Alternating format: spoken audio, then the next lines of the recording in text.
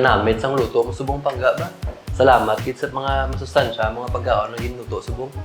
Of course! Importante gid sa akon nga makapakaon kita sa masustansya nga pagkaon, especially nga damo kita obra pag may klase ang mga kabataan. Yes, ma.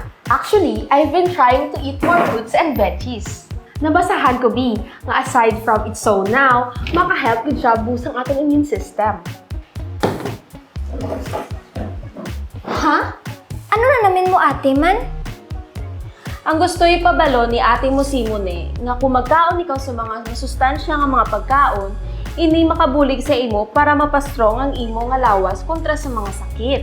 Sakto gyud na. Maluwas sa pagkaon sang prutas kag vegetables, kinahanglan taman magkaon sang sakto nga kadamuon sang protina, whole grains kag carbohydrates.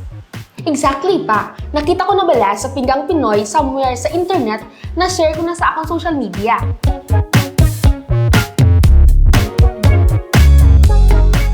Ang Pinggang Pinoy amunin na ang Filipino food plate guide nga ginatunga sa kada meal sa 4 ka section.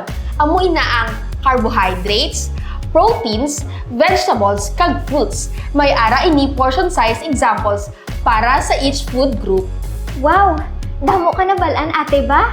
Kaso, base sa inyo lang iya pwede ang mga food niyo.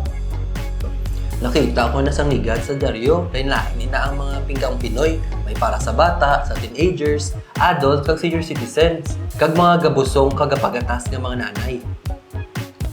Sakto ginina pangga. Balaan ko, hindi mo nakahapos mag-consider sa mga healthy options sa pagluto. Especially kung busy or stress gid ang isa ka tawo.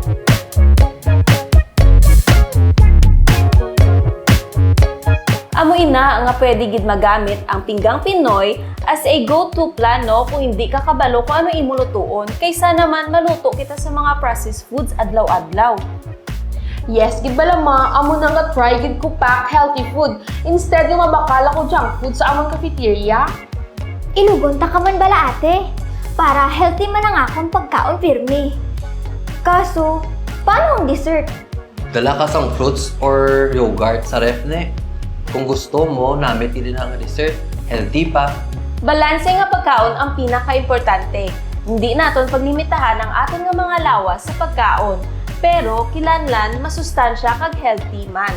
I agree, gid ma. I feel so much better kung kaon ako healthy. Hanggang ko energy sa school. Ako man, gusto ko man maging healthy pareho sa imo ate.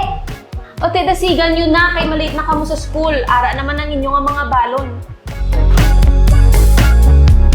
Ang Pinggang Pinoy isa ka importante nga sulundan para sa sakto nga nutrisyon.